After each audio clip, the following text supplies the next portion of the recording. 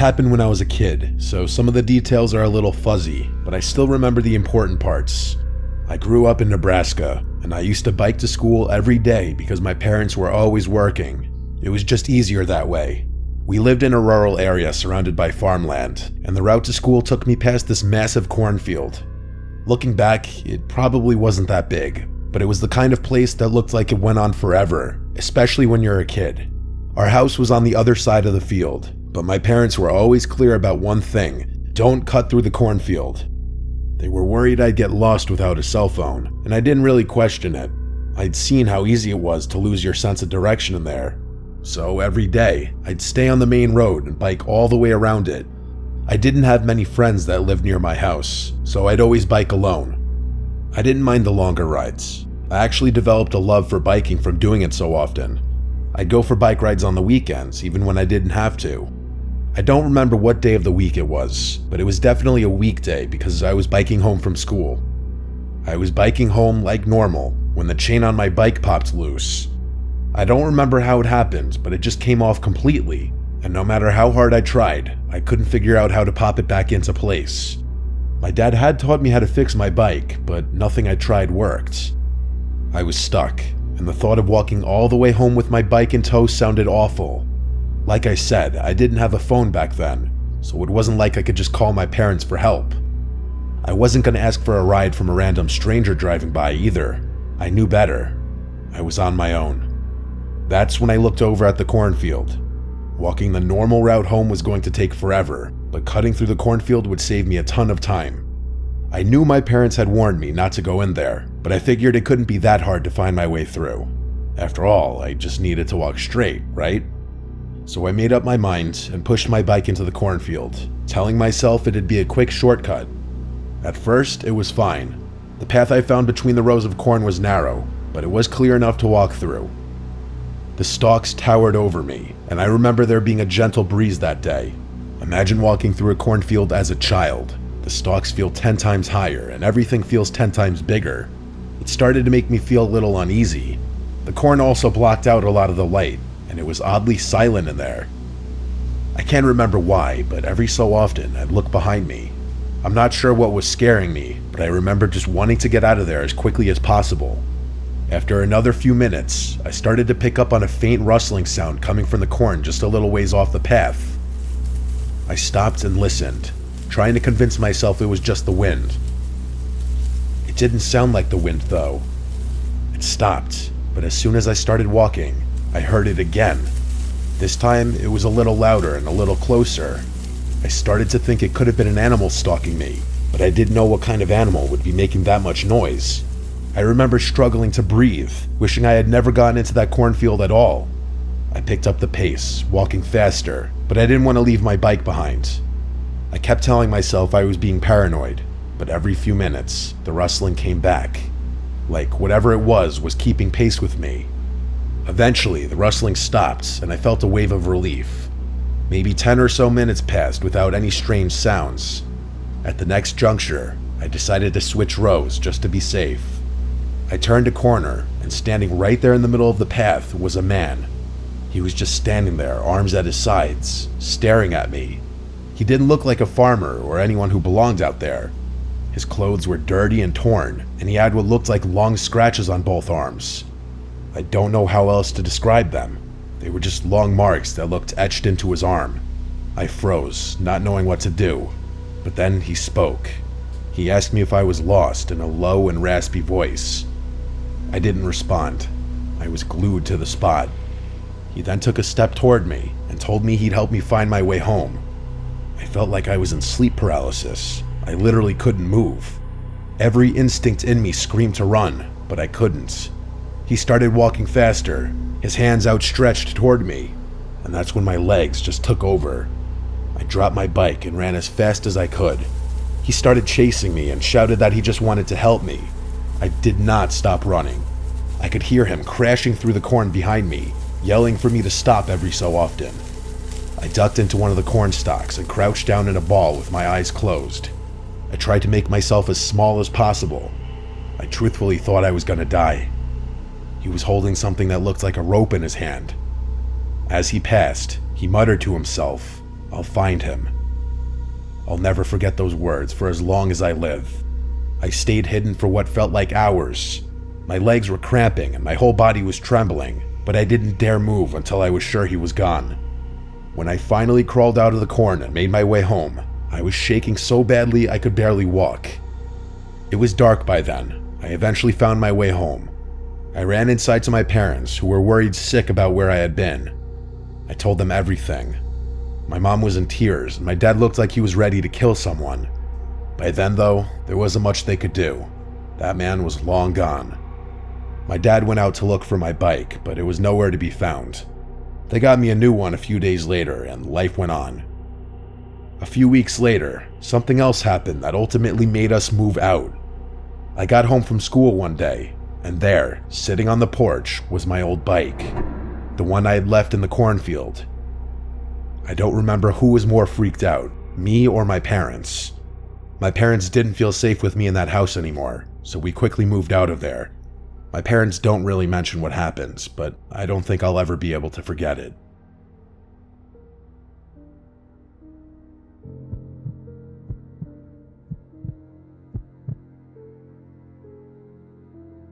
I was 28. I had been trying to chase my dreams of being an author by writing for a popular newspaper, but things didn't work out. I had just returned home to help my aging parents on the family farm.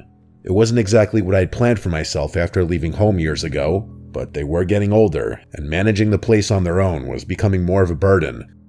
The farm was quiet and isolated, surrounded by vast fields of corn that stretched out for miles in every direction. The nearest neighbor lived about a 10-minute walk away, a small farm run by an older woman who'd been living there ever since her husband passed away a few years back. Life was slow out there, and I didn't mind that. At that point in my life, slow was exactly what I wanted. Things were pretty normal for a week or two. I was starting to get used to the routine of managing the farm, and the slower pace of life was really beneficial to me. I had a ton of free time on my hands to think and write, which was how I spent most nights. I'm not sure what it is, but I'm most productive and creative at night, so I took advantage of that. I'd get the farm stuff out of the way well before the sun went down, and then sit at my computer until I couldn't keep my eyes open anymore.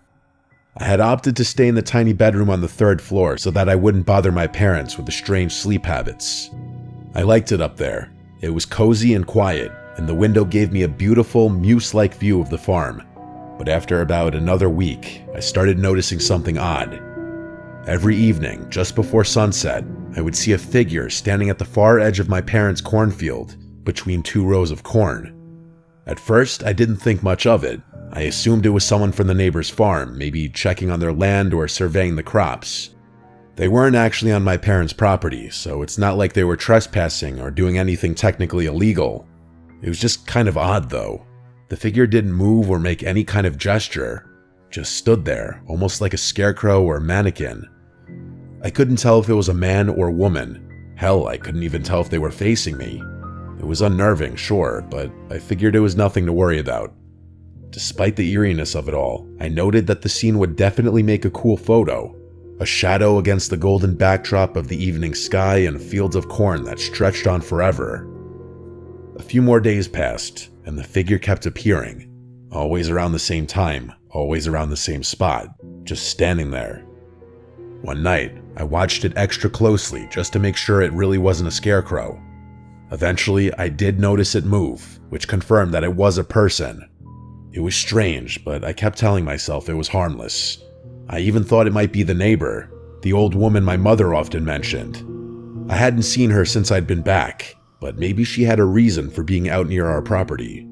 Either way, there was only so much harm an elderly woman could really cause. It's not like she posed a threat to my parents or their property. Of course, if that were true, I probably wouldn't be writing this all down. In hindsight, it probably wasn't wise to be so nonchalant about the situation. Things started to change over the next few days. The figure began getting closer.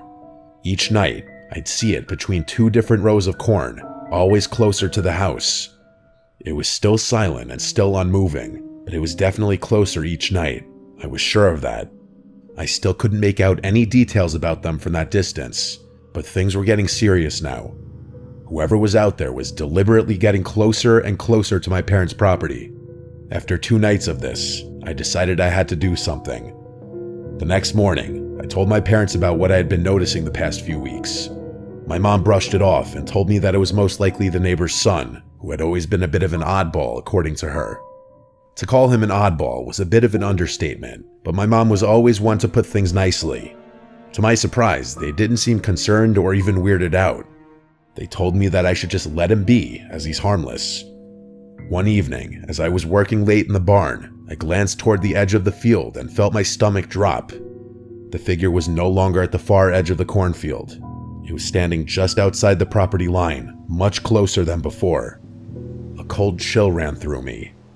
I wiped my hands on my jeans, and feeling a mix of unease and frustration, I decided to approach it. I needed a better look. I walked to the edge of the field and yelled, "Who's there?" But as soon as I got close, the figure turned and sprinted between a row of corn. I went to chase it, but as I was turning the corner, I literally saw him dive into a row of corn, disappearing from sight. My heart was pounding as I stood there scanning the field, but there was no way I'd be able to find him. It's not like I was going to start searching blindly through the corn stalks. I was really freaked out at that point. Even if that had been a troubled kid, I don't think I was comfortable with him on the property. The next morning, I headed over to the neighbor's farm, hoping to clear things up. The old woman answered the door, so I just asked her bluntly without sugarcoating things. She seemed really confused when I told her about what was happening. She shook her head slowly and told me she hadn't been outside after dark for weeks because of her health. She told me that she could barely get around, let alone walk to the edge of her land. I then asked her about her son. She told me that he left home years ago and hadn't lived with her since. I froze as she told me that. I could feel my skin start to itch. Whoever I had chased the day before wasn't her son. It was a complete stranger. I left her farm with a growing sense of dread. Whoever or whatever was lurking near the cornfield wasn't from her place. I immediately told my parents about what she told me, and they grew concerned. My mom suggested calling the police, but my dad insisted that would be a waste of time since they hadn't actually done anything illegal. My dad instructed me to stay awake and wake him up should that person come back, which I agreed to. For the next few days, nothing happened. Like, the figure wasn't there anymore, which was a relief. Maybe they had noticed me confronting my neighbor, or maybe they had simply decided not to return after being chased. Either way, I was relieved. Later that week, I was out in the barn finishing up some chores when everything went dark. When I say dark, I mean it. The entire farm was suddenly plunged into darkness, and the power cut out without warning. All the lights inside and outside the house flickered off. I never carried my phone on me in the barn, so I was truly blind. My heart started racing. I had a feeling I knew what had caused the outage. I fumbled in the dark for the flashlight I knew was nearby somewhere. After finding it, I sprinted out of the barn and toward the house before stopping in my tracks. I wanted to run inside, but knew that would be the cowardly thing to do. I was about to run around the house to check the breaker main when I heard it. There was a faint rustling sound coming from the cornfield. The realization hit me. That person was on my property, within mere feet of me. I turned and swept the beam of flashlight across the field, trying to be as quiet as possible.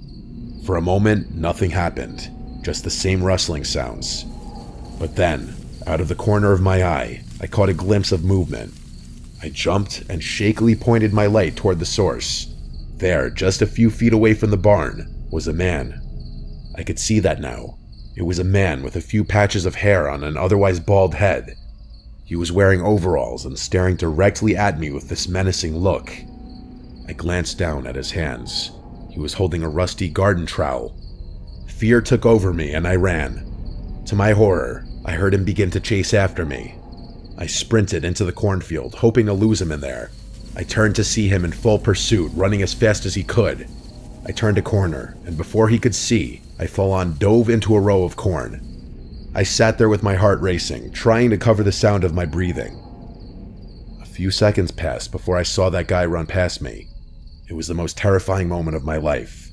I wanted to make a dash for my phone and call the police, but I was too afraid. I sat there silently for a few minutes, contemplating the situation and my life. Eventually, I got out of my hiding spot and ran all the way back to the house, which was still cast in pitch black darkness. I called the police and woke my parents up. The police searched the property and found nothing. They did, however, find the source of the outage. Someone had dumped a bucket of water on our breaker main, which tripped the whole thing. The next day, I helped my parents install some added security measures, and even went as far as to tell the neighbor to be careful. I was only on the farm for another month, but nothing happened in that time frame. It killed me to leave my parents alone on the farm with some psycho lurking about, but I had to move on with my life. They hired a farmhand to deal with the chores, so I wasn't really needed anymore. This was by far the most bizarre and unsettling experience I've ever been through. It's something I still think about a lot.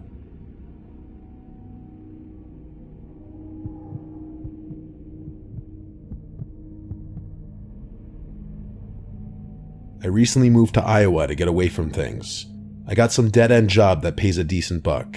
It's not so bad. I'm definitely not going to stay out here forever, but the peace and quiet is good for me. There's a lot of farmland around here, which I'm sure doesn't surprise any of you. The rural environment is definitely not something I'm used to, coming from the city and all, but I'm slowly adjusting to it. About 6 months ago, I found a modest home with dirt cheap rent that I lived in for a few months. While the house itself was small, the property was actually pretty big. I had a lot of land in the backyard, more than I knew what to do with. I'm not sure if it was a farm or abandoned, but there was this massive cornfield that sat right next to my house. Like the field ended at a little wooden fence that sat a few feet from the physical structure. You could practically touch the outside of the house and the fence at the same time. That's how close they were. As you could probably guess, I didn't have any neighbors. Despite what you might think, I found the isolation really peaceful. Sometimes in the evening, I found myself staring into that field from the window, reflecting about my life as the stalks billowed gently in the wind. I probably would have stayed in the house for a longer period of time had it not been for what I'm about to tell you. It was a windy October night, one of those cold nights that makes you want to sit in the comfort of a warm bedroom and look out the window at the wind blowing things around. I actually like being outside when the weather's like this. I know I'm a little odd in that regard. There's just something about shoving my hands in my jacket pockets when it's cold that makes me feel good. I was smoking a cigarette on the house's back deck, surveying the yard one more time before going back inside. I was almost finished when I heard it. A scream. It wasn't the kind of distant animal cry you hear sometimes out in the country. No, this was different. It was sharp, high-pitched, and unmistakably human. It sounded like it could have been a child, maybe a young boy. The sound echoed from the cornfield just beyond the house. Without thinking, I ran inside, grabbed my hunting rifle, and went back out. I'm not sure what came over me, but there was no way I was going to ignore a child that was potentially in danger. As I was running toward the cornfield, the scream came again, louder this time. I stopped in my tracks, scanning the dark, but I couldn't see anyone. I called out to the kid, asking him to scream again so I could find him. Silence. Adrenaline was surging through me at that point. I jumped the fence, picked a random row of corn, and ran alongside it, using my phone's shitty flashlight to see. I kept yelling out, but that kid never yelled back. Eventually, I realized I was in over my head. I called the police and explained to them what I had heard before returning to my house, waiting for them to arrive. When the officers arrived, I insisted on helping them search the field. They let me help, which I was grateful for. We searched for at least half an hour, calling out to that kid the whole time. He never yelled back, though. There was nothing out there, no footprints, no signs of movement, not a single trace that anyone had been in that field. Eventually, we gave up. The officers told me to call again if I heard anything and left. I was frustrated, but what could I do? Part of me wondered if the whole thing had been a prank, which sort of made sense. I'm sure the kids out there struggled to occupy the hours. It just made me sick to think that someone would prank another person like that. As much as I tried to convince myself that it had all been a prank, I couldn't relax after that. Little did I know that the situation was about to go from a 1 to a 10. As I was upstairs getting ready for bed, something from outside the window caught my eye. It was the last thing anyone would ever want to see outside a bedroom window, a faint orange glow. I rushed to the window and I felt my stomach drop. Off in the distance, there were small flames rising from the cornfield, flickering wildly in the dark. I remember yelling "holy fuck" over and over. I knew I had to do something. The fire wasn't huge, but I knew it would spread fast with how windy it was out there. I sprinted down the stairs while calling 911, practically screaming into the phone. I grabbed the hose from the side of my house, turned it on, jumped the fence, and sprinted into the field. I prayed that it would be long enough to reach the fire. I was soaked by the time I reached the fire, but I didn't care. I knew the fire department would take forever to get there. I was the only hope. I sprayed the flames as best I could, doing everything I could to contain it. I was unbelievably lucky that it hadn't spread more quickly. I was able to put it out completely in just a few minutes. I leaned down to catch my breath, wondering why in the world this shit was happening to me. As I stood there, drenched in sweat and water, I caught movement from the corner of my eye. I turned and nearly died right on the spot. There was someone at the upstairs window of my house. They were in my bedroom. Without thinking, I dropped the hose that was still spraying water and sprinted toward the house. I threw open the door and burst into the kitchen, only to freeze in place. The entire room was trashed. My fridge and cabinets were all open, and a bunch of my dishes had been smashed on the floor. It was fucking crazy, and I didn't know what to think. I barely had time to process the chaos when I heard the front door slam. I spun around and ran to the front door, but by the time I got there, whoever had been inside was gone. I rushed outside again, but they were nowhere in sight. I didn't have the energy to chase them.